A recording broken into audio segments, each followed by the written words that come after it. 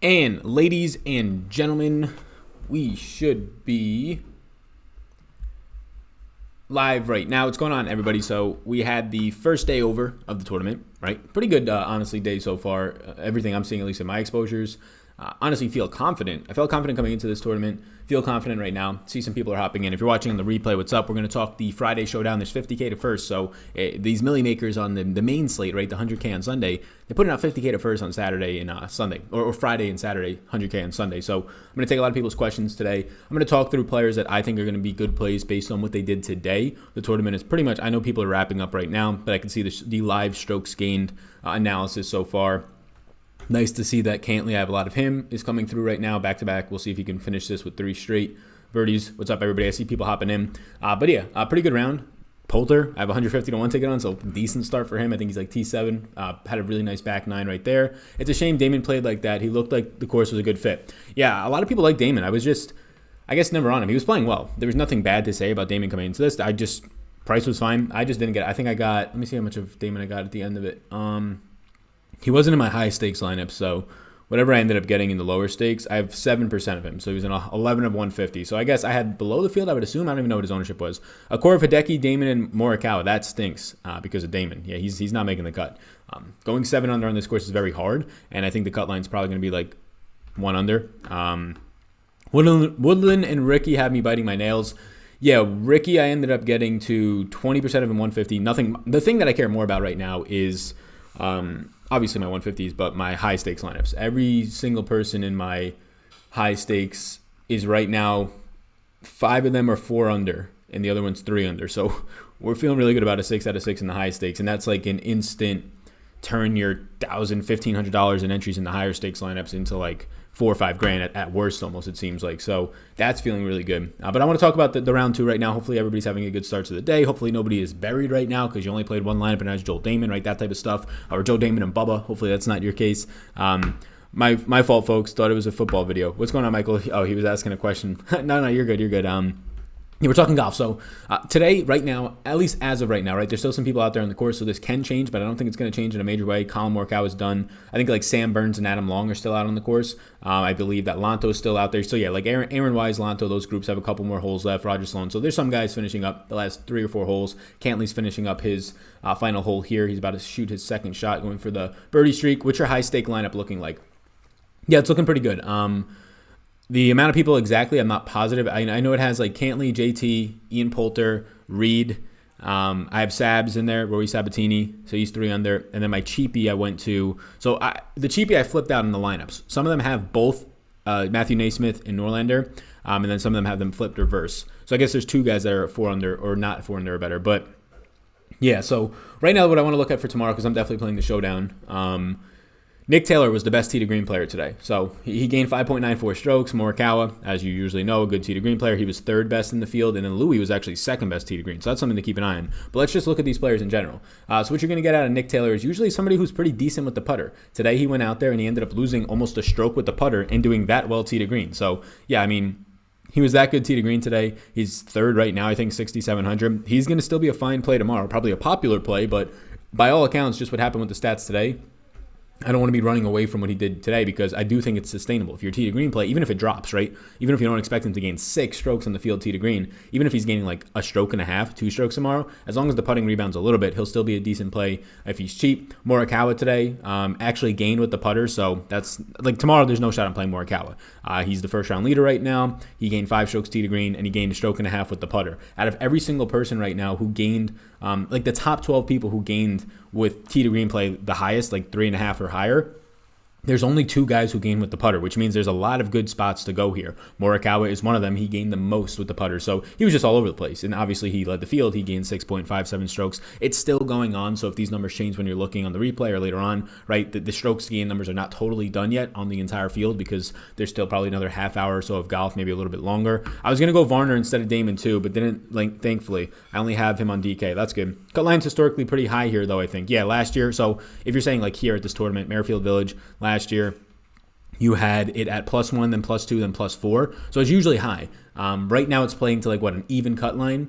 So we'll see what happens tomorrow. Maybe it'll be around even. Maybe it'll be pushed to +1. Maybe it'll get pushed to 1 under. So Yeah, it'd be nice. I would like to see it be a one under. I would like to get a lot of high golfers cut, to be honest with you.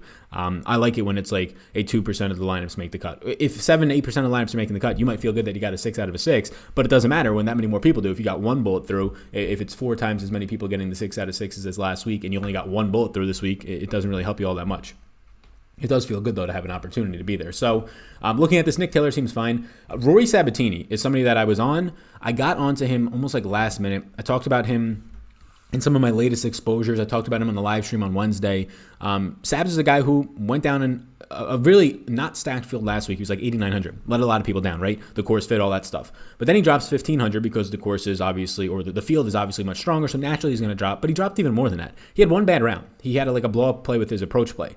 Sabs right now is gaining 4.23 strokes. As of right now, tee to green, it's going to be 5th best in the field. He's losing over a stroke with the putter, which is something that normally, if you're telling me that Sabs is this high right now, I would think that his putter was doing at least half decent, right? What you're going to normally get out of Sabs is a pretty above average short game, especially for what the price point is on him. Like, he's in this field, he's definitely around like top third of the field, somewhere around there in a short game. So I feel pretty good about going back to Sabs tomorrow. He's standing out. Corey Conners today gains 4.15 strokes tee to green. That's what you expect out of him. And then he blows up and he loses 3 strokes with the putter. So that's normally Corey Conners' game. So like trying to go back to Corey Conners, I don't think he's going to, if he misses the cut, I could actually see the guy losing 6 strokes putting. So like, I'm not going to say that he's a really good bounce back candidate with the putter tomorrow, because just normally he's a bad putter. But losing 3 strokes with the putter in back-to-back rounds, it's possible with him. These Benny and Corey Conners types can definitely do it, but I would assume that you're going to get a little bit of regression there. So maybe an interesting spot to at least jump on a little bit. Going down a little bit more here to try and find other people who lost with the putter. So what I'm trying to do for Showdown is find guys who were gaining on approach and or tee to green. Well, mainly tee to green one, approach then second. I'll answer any questions if you want to throw them in here. I'll post the tweet to let us know that we're live. But then who lost with the short game, and not just anybody losing with the putter. Like I just said, Corey Conners. I don't want to be going back to him if he lost with the short game, right, and the putter. I really only want to be going back if he's it's a player that has actually a decent putter, right? And they lost strokes with the putting, or they're even a really good putter and they lost strokes with putting. I don't expect that to happen in back-to-back rounds. If somebody lost a stroke and a half or 2 strokes today putting, I don't expect at the end of the tournament, if they make the cut, to lose 8 strokes putting. That's not the type of golfer that they are, right? And most golfers won't lose that much. Rory killed the par 5s. Yeah, you saw my tweet. I don't know if you saw my tweet, but he went birdie. He went birdie, par, eagle. He just went off on those par 5s. Maybe a little bit of luck. I think he drained like a pretty long, decent sized putt. So we'll do one of those. You like Cup or Woods better? Okay, so people are asking football questions. Woods by a lot, but we're going to stick to golf here. Do you see the advantage taking mostly only AM guys? So some of the, I don't know. There's always weather narratives, right? You always have to watch the weather, and just like in football, I don't think weather matters at all in football, to be honest with you. At least as long as the Vegas odds don't change. And everybody has to deal with it. Some guys might be better in the weather, but the weather's always overblown. Like 90% of the time, if people are talking about wind and hyping up the weather, it doesn't become a factor. So yeah, you can tell me, like, I'm sure there's splits out there. So if you could tell me the splits, I haven't looked for today, so I don't know the exact answer. But 9 times out of 10, I would say there wasn't a major impact. There was like 2 weeks ago, like the AM and PM guys had some pretty major differences.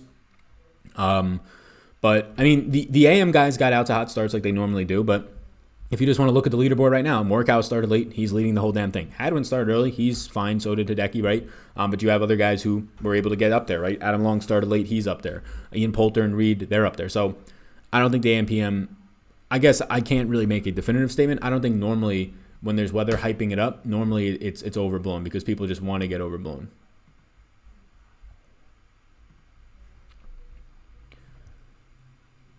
Alrighty, questions. Let's keep looking at guys.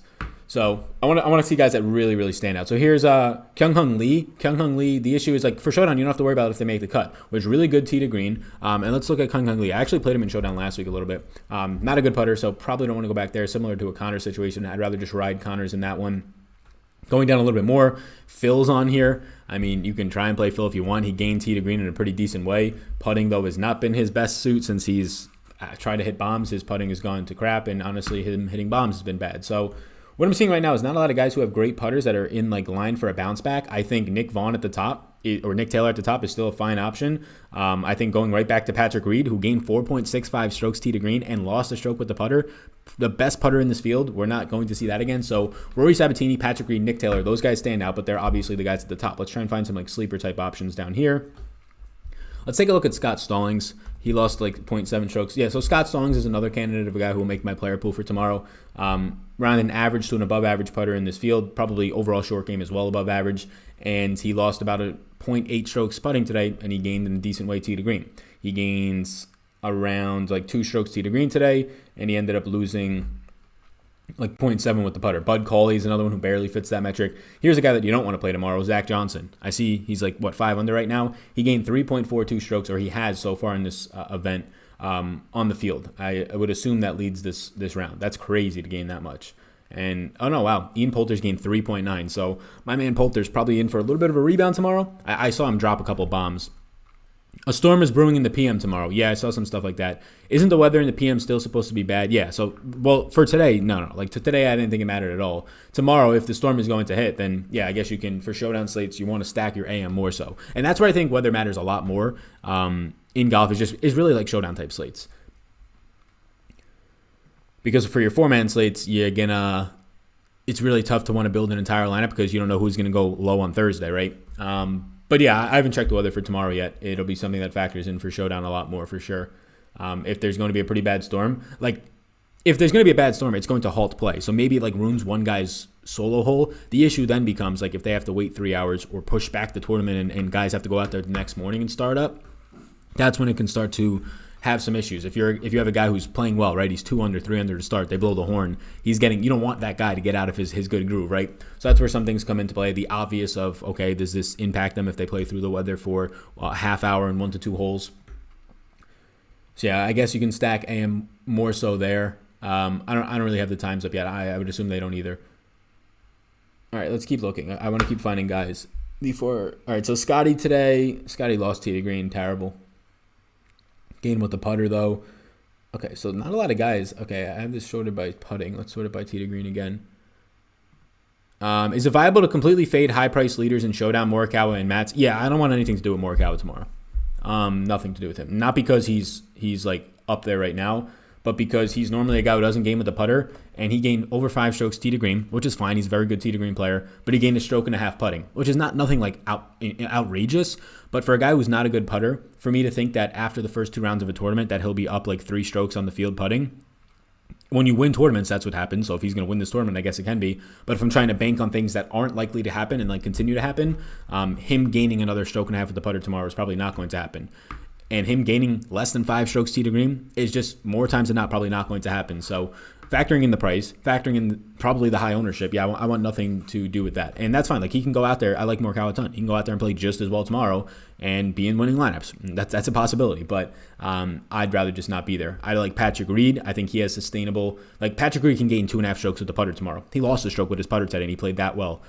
Same thing for Rory Sabatini. He lost a stroke with the putter today, and he played really well tee to green. This is a SD show? No. This is a showdown show. SD as in showdown? Yeah. Thoughts on Reed and Spieth tomorrow? I like Reed, and I'll pull up Spieth right now to see what Spieth did today. But I think Reed's fine tomorrow. Yeah, I think he fits the build of guys that I'm looking for. Let me pull up Spieth. Spieth's tee to green seems like it was awful. I can't even find him on this sheet right now. Let's find him. Let's find good old Jordy. Man, I'm not going to Spieth tomorrow. He lost 2.32 strokes on the field today. I mean, he can obviously turn it around tomorrow, but he lost strokes tee to green. The putter was broken. You would expect the putter to bounce back. I'm probably not going to Jordan Spieth tomorrow, no. Spieth was what I was going to ask too. Tough round for Damon today. Crash ownership on him today. Yeah, what was Damon's ownership in high contest? Or just the Millie Maker? I hope he's going to miss the cut, so I hope he does. I think I had 7 out of 150 of Damon. But in my higher stakes, I didn't, and I know he was one of the top owned guys there. I hope Brooks somehow misses the cut. He started to battle back. Same thing for Hovland. He started to battle back. I hope he misses the cut. What's a good resource for strokes gained stats during the live tournaments? So Rick's website, Rick Run Good, is good. Fantasy National is good.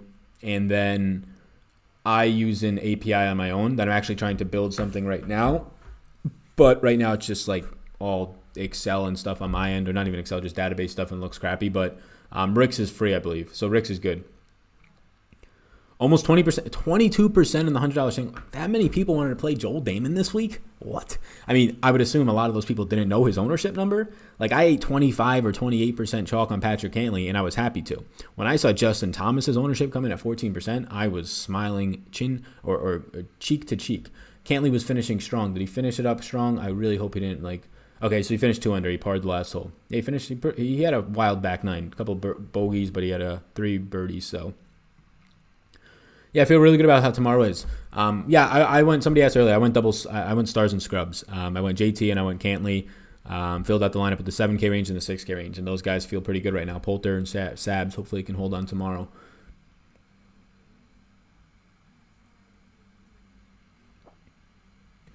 Okay, 54 people in here. What's up? Hit the like button, hit the subscribe button. Let's keep getting guys in there. Let's keep trying to find guys that are going to play well tomorrow based on what they did today. Oh my God, here's one.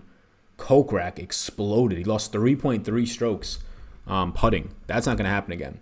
Kokrak is not a great putter, but that is not going to happen again. So Kokrak is like in the Corey Connors range of guys who are not great putters, but just had like insanely bad putting rounds. They can do it again tomorrow, but like even if they lose 1 stroke putting tomorrow, they're going to have much better performances than they did today. What did he lose? Wait. He lost 4.5 strokes, Kokrak, today so far, right? The thing's still going on. 4.6 strokes Kokrak has lost today to the field in his short game. That is leading the field, I would assume. All right, let's keep looking. We have Charles, another one. Charles last week was the same exact thing. He kept losing with the putter. Charles is somebody that if you're going to play him often, you're going to usually get good putting performances out of him. So Charles, the issue is he's just not consistent like in any other part of his game to really prop him up. But Charles, let's start writing names down, right? This is what I did last week. Let's start writing some names down right here so we can keep track of all these, especially for the people watching. So let's put down Reed, Sabatini. We'll put Charles down for now. I think he's okay. Not like an outstanding option, but I think he fits the mold of what I'm trying to do here. I really don't want to put... You can put Kuchar down, the cover boy of this. So Kuchar, normally a good putter, lost half a stroke putting today and was really good tee to green.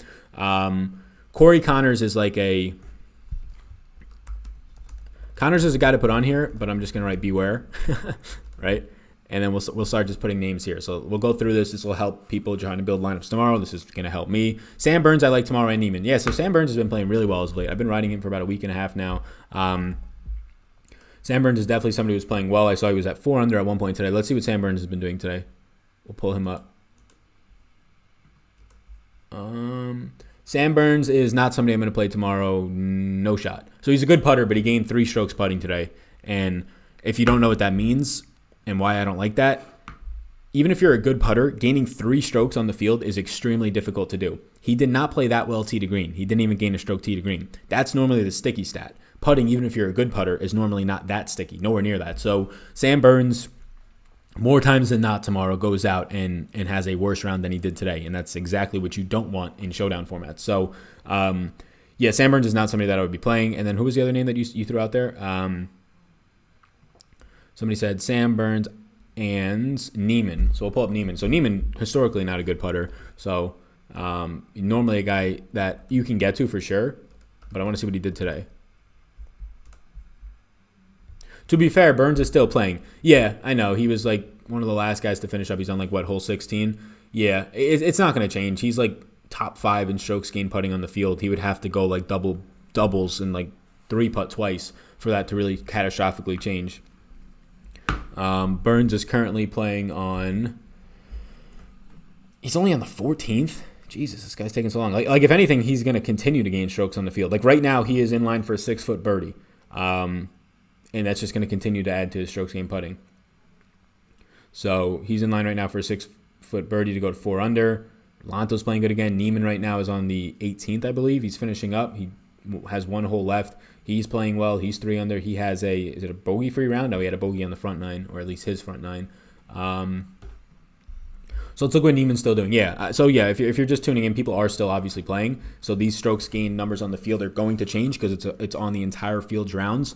But there's like 90% of the golfers still playing have 2 holes to play, and then there's a couple that I guess are on 14 still. So it's taking a while, those guys. But not going to change anything in a major way. Neiman's just playing solid all the way around, gaining about a stroke on the field putting, gaining like 1.5 tee to green. So like, yeah, just a solid play, right? There's the issue for Niemann is like it's hard to see an explosion coming tomorrow, or at least more times than not it wouldn't based on what just happened in the first round. I want to get guys that were awful in one area yesterday, mainly putting, and normally are good putters and can bounce back. That's what these 4 guys are right here. Definitely not Charles. Like, beware of that guy. Or definitely not Connors. Beware of him. I played only one lineup and everything. That's fair. If Woodland, Spieth, and Ricky all choke tomorrow, can I get a loan through Patreon? Oh man, no. That would be very unfortunate. I don't even know what. So Woodland, I know, is at +1, right?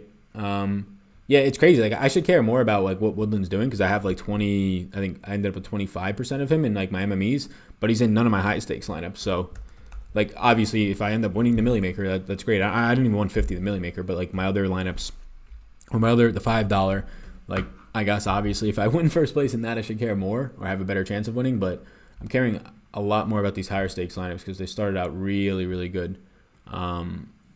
And normally on Thursdays, I feel like they're dead. I feel like I'm battling for a 5 out of 6, but I feel like something has to go really wrong tomorrow for these to not go 6 out of 6, especially if the cut line's going to be like +1. If it's +1, then definitely.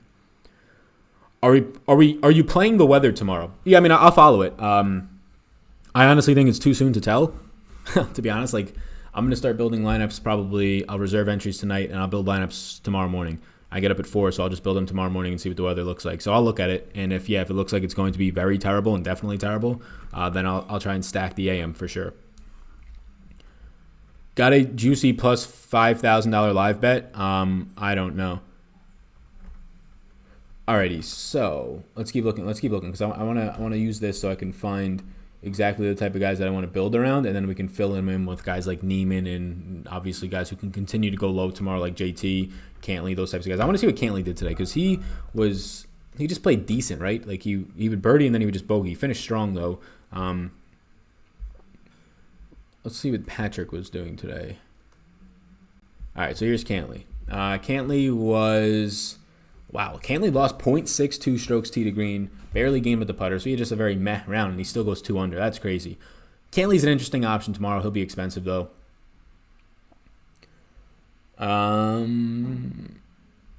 Gary Woodland. If you want to go back to Gary Woodland, he sets up as a guy for a bounce back tomorrow. Gained strokes tee to green, or gained half a stroke tee to green, and lost 2 strokes with the short game. So if you have the stomach to go back to him, he's going to be an above-average short-game player. Although, actually, putter, at least. Short game has been an issue for him. So Woodland's just got issues right now.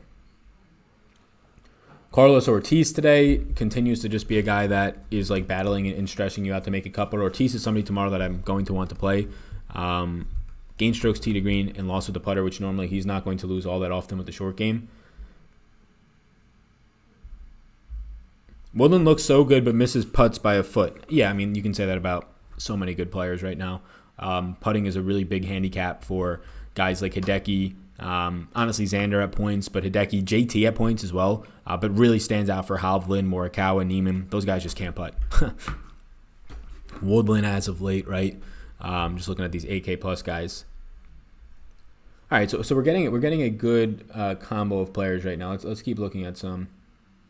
Don't want Sam Burns tomorrow. Wouldn't hate Vaughn Taylor. I want to look at Vaughn Taylor's baseline putting stuff. Vaughn Taylor's another guy that I'll look at for tomorrow. He fits very similar to. So Vaughn Taylor. I mean, we have leading the entire field right now is probably. I also don't mind going to. The issue is he's going to be highly owned. Nick Taylor. At least I would think he would be. But Nick Taylor is also fine for tomorrow based on what he did today. Led the field in tee to green, or at least is right now. I'm going to refresh this to see if anything changed since the last couple of holes.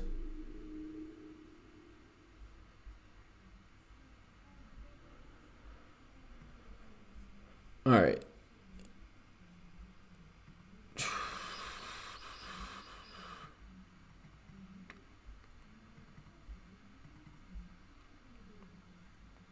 Woodland is the same trainer as D Wade. He's all in shape now. Yeah, I noticed that right away that Woodland was in shape. He's never been like overweight, but I noticed that he was a lot sleeker. I think we got a pretty good list of guys to build around. Connors is definitely a very beware type of odd option, right? Connors pretty much did what he does all the time. He sucked with the putter today, just in a major way, 3 strokes lost, and he was very good tee to green. So Connors is the risky one. That's why I put beware by him. Yeah, I feel good about these types of names. There's definitely a couple more in here that I can probably prop out real quickly and just try and identify. We talked about Scott Stallings, Bud Cauley, if you really want to go there. I don't. Jason Kokrak, I don't want. Let's look at Harry Higgs. Harry Higgs is another decent option, just nothing like fantastic. Like I don't get that excited. The stuff that I'm seeing from Harry Higgs yesterday is somewhat encouraging. Cam Davis and Charles. We already have Charles on there. Let's look at Cam Davis. Any live bets you like for outright winners? I'll probably look after this. I haven't looked at anything live right now.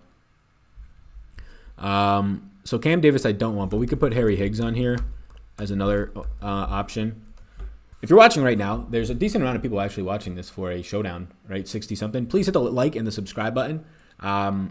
Maybe I'll do this tomorrow for the 50K Saturday showdown. The weekend slates are usually small. Sunday is 100K. I usually do that video on Patreon as a podcast. So if you like these, check that out, as well as just projections and a bunch of other stuff are over there too. Have you taken a look at Naismith? I have a lot of Matthew Naismith. He's in a lot of my higher stakes lineups. I think I have like 8% of him in my MMEs, but he's in if I have him in my high stakes lineup, it means I'm very closely following him. So he started off hot today. I think he bogeyed the final hole, which kind of sucked. Finished 2 under. He's pretty much 3 under all day.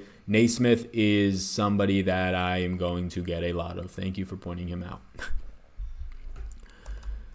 Naismith, for the people at home. So Matthew Naismith today played very well. Shot a 3 under on a very tough course for a $6,500 golfer for the main slate. Gained 3.3 strokes tee to green. That is the bing, bing, bing. That is what we want to see for Matthew Naismith to be making the cut. The around the green play is the main concern on this type of a course for him, but he ended up losing 1.5 strokes on his short game and over 1 with the putter. So what that pretty much means is that Matthew Naismith is right now in this field. He was ranked 39th in putting coming in. So Matthew Naismith is one of the guys who fits this mold the best because he gained a lot of strokes tee to green today, over 3. Even if that reduces a little bit, you would expect the putter to bounce back. Even if it bounces back to average, he's going to have a similar round to yesterday or today at worst. And there's upside if the putter gets hot. Like if he gains a stroke putting tomorrow and the tee to green play is just half as what it was today, he's going to shoot better tomorrow than he did today. So yeah, Naismith is definitely on here. Since we just found Naismith and he fits a very similar profile to what Connors did tee to green, let's just get Connors off of here, right? Let's go Naismith. And honestly, right now, like if you wanted me to like power rank this, let's like rank it in order a little bit. Based on the price point, I'd probably go Naismith, and then you can get like these guys after that. Like these guys are pretty cheap all here. Reed and Sabs and Kuchar would be like the more expensive. Any Patreon notes tonight? Nah, no Patreon notes for Showdown stuff. So like what's included in the Patreon for golf is the models, the projections, the Patreon Wednesday podcast, closing thoughts, ownership, my exposures, all that. The rankings, and then a Sunday. That's all that's included. But lately, just as a bonus, I've been doing a Sunday podcast for Showdown. But then these are just me coming on for 20 minutes or so and just chatting. And this is me like starting my process for tomorrow's Showdown, right? So if I'm going to do it, I might as well do it live.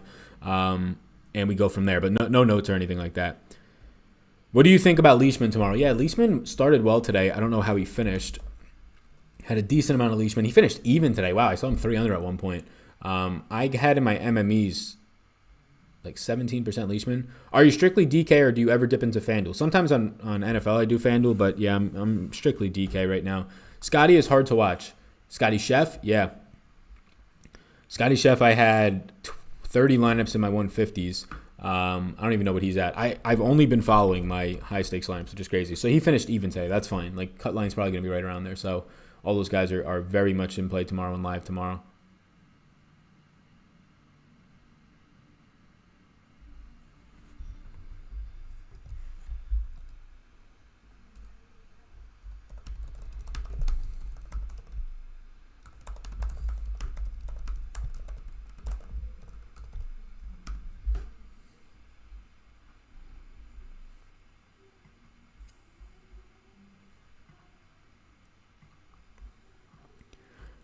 No 251 content on YouTube. I'm surprised. I might do a live stream on the weekend, but golf is my priority, and so are the NFL videos.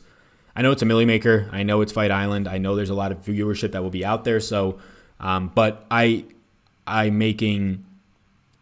If there was more than me, I would have it out there. I might do a live stream on Saturday and just go through it from a projection and ranking standpoint. But right now I'm making 2 NFL videos a day each morning, which takes like 5 hours, and then I'm doing whatever golf content I have to do, and then I do all the Patreon stuff. So I get up at 4, and by noon I have like 8 hours of working, and the last thing I want to do is go and put together a UFC show, just because it's not as much of a priority as golf is for me and my NFL content. And I don't think anybody would expect anything else from that, or at least think differently based on the amount of content I put out in golf and other stuff. So, yeah. So Matthew Naismith, I don't know how I skipped over Naismith when we went through the tee to green stuff, but I didn't get down to him yet. That was the issue. So let's keep looking at guys and make sure I don't miss over anybody else. Kyung-Hung Lee, no, we went over him. Phil, I don't want to play Phil ever. Sorry, Phil. I like Phil a lot, but I just don't want to put my money behind him. Doesn't seem like he cares out there, if I'm being completely honest with you. Jim Herman. Jim Herman could be a name. What is Jim Herman's normal putting baselines? Not good. So sorry, Jim Herman. We're not going there. Yeah, I think we have a pretty good group here. Vaughn Taylor. I believe I put him down already. Vaughn Taylor. Yep. Gary Woodland. He could hold your nose and go there if you want to again. And yeah, I think that's where I'm at. I think these names that I have on here is a pretty good core. I don't know how many lineups you're going to play tomorrow, but these 10 names stand out to me as guys who were good tee to green. I would expect that to continue, or at least not be catastrophic tomorrow for most of them, if not all. And were bad with the putter and normally are average to very good putters. And these are the type of guys that I want to build around. These are the type of guys that in head-to-heads tomorrow I will be choosing over their opponents, especially if their opponents struggled. But yeah, that's where I'm at. Obviously, these are not the only guys you should play in Showdown, but these are the guys that I would expect to have bounce-back performances or continue to do well. Big W. That's no worries. I didn't even mean it in a negative way. Yeah, no, I didn't take it in a negative way. I first didn't even know what you meant, because normally whenever I see the number, it always is by UFC, right?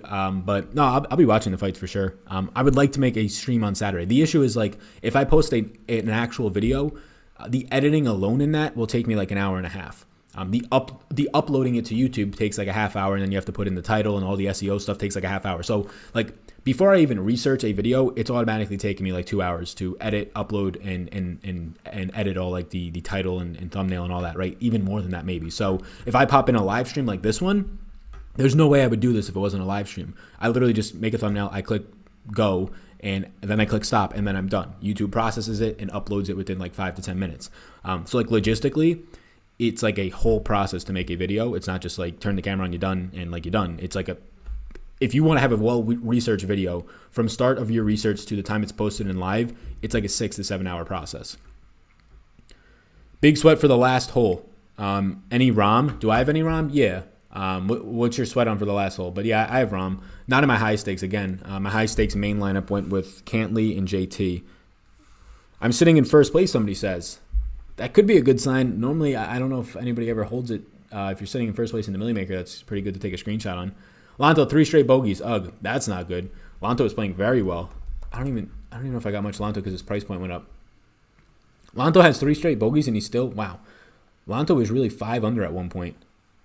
His back nine is nuts. Bogey, birdie, birdie, par, birdie, bogey, bogey, bogey. Coming into 18. Looks like wind picks up around noon tomorrow. Sal, love your Showdown info. Keep it coming. Yeah, man, I'm gonna keep the Showdown info coming as long as it continues to get viewership. So right now there's like 60 to 70 people watching this live. That's good. Hit the like and subscribe button for me. And then I would assume that this picks up somewhere maybe around like 1,500 views. So if that continues to happen, I'll keep doing these, and hopefully somebody will want to sponsor it at some point, so it makes it even so I actually get paid for doing these. Right now I'm just doing this for free. I guess you can say getting more subscribers is not free, but this is just for fun. But if somebody wants to ever sponsor it, that's even better. Then I'll definitely keep doing them. What is your email, Sal? I'll send you a screenshot. You can send it on Twitter, @SalvageDFS. I don't think sending my email out on this is the best idea. I have a business email, but that's mainly for business. But that's on my Twitter as well. How much more Coward did you have? Not a lot, I would assume. He wasn't in my high stakes lineups. I had 15% more Coward in my 150s. So I guess right around, or I would assume where did he come in? He was coming in maybe like 12%. I don't know. So I had 15% more Morikawa in my MMEs. I didn't have him in my high stakes lineup, but that's fine. My high stakes lineup, if it gets 6 out of 6, I honestly don't care if I don't have the first round leader. Some AM picks. Yeah, so I mean, I don't know the exact tee times tomorrow yet, right? The event's still going on right now, but these guys that I have right here, and I'll make it bigger, are guys that I like tomorrow to bounce back. Now, if you want to stack based on the weather, then just don't play these, whichever one of these guys is going to tee off later in the day. It's that simple. But I like these guys to not even just bounce back, play well. I expect these guys to continue to play well or bounce back if they had a bad round today. The guys that I don't like the most are probably Harry Higgs and Charles. The guys that stand out that I like the most are Reed, Naismith, Sabs, Kuchar. both the Taylors and Ortiz. So everybody else except Higgs and Charles, I guess. All right, we've been on for a half hour, so I think I'm going to wrap this up. Thanks everybody for tuning in. If you're watching on the replay, hit the like and subscribe button. Check out the draft guide for NFL that's up. It's out. It's linked down below. You can also check out Super Drafts. I don't know if they're doing Showdown Contest Super Draft, but you can check them out for the main slate stuff. And then if you want to support me over on Patreon, you can also do that. That is linked down below. Sunday's Showdown 100K will only be on Patreon, but I might come back tomorrow and do this again if this viewership does well. So thank you, everybody. Appreciate it. I want to make sure I got everybody's comments, though. Joel Damon was high owned. Okay, I want to make sure I got everybody's questions. Any live bets for the outright winners? I haven't looked. Betting market, I bet Poulter, Reed, and Gary Woodland outright. Reed 55 or Reed 33-1, Poulter 150, and Woodland 55-1. What do you think about Leishman tomorrow? Okay, so somebody did ask that. Yeah, sorry. Let me just figure Leishman quickly, and then we will be out of here. Let me see what he's done today so far, or what he did today. Relative to the field, it's not completely finished yet, but Leishman gained 1.5 strokes tee to green. He gained 0.03, so he pretty much went neutral with the putter. Leishman has been kind of all over the place with the putter lately. It's normally going to be good for him historically, so Leishman is a fine play, but he's not a guy that's like, he's just a fine play, right? The putter can go average tomorrow, even a little bit above average, and I don't know if it's going to be that much of a difference, but I think he's an okay play tomorrow, yeah. Go live during the tournament. Yeah, that doesn't help, though. Like, the reason I'm going live right now is to cover tomorrow's Showdown slate, because people, the biggest thing about YouTube, no matter what industry you're in, you make content for what people are searching for. You don't make content for what, you can make content for what you want to, you'll just be doing it for you and having fun. Like, then it's a hobby, right? Then it's not a business or something that can grow. You make content for what people are searching for. I don't make videos on kickers for fantasy football. I barely make any videos on tight ends and QBs. Want to know why? Because nobody searches for those. You might be sitting there and saying, no, I search for them. But relative to a video having 500 views to 5,000, spending my time on the one that's going to get 5,000 makes sense. Me going live during the tournament tomorrow, nobody wants to watch that. Like, this video might get like 2,000 views, right? That would get like 200 because nobody. I'm not providing any value. Maybe like you like my personality, that's fine. But for most people that are trying to figure out who stands out tomorrow in the Showdown slate, that's what this video is going to help them with. During the tournament, people are just going to be like, all right, this guy's just watching the tournament. Like, that could be cool if you like the personality. That's when you get to like a different level of like YouTuber and personality, when you're literally Dave Portnoy and you can just sit there and stock trade and so many people watch you. You were one of the best at giving advice. Thanks, I appreciate that. Yeah, I don't know. I probably can't give any advice live, though. I mean, outside of like live betting on holes, and that's just, I probably wouldn't be giving advice there because I don't even do it myself.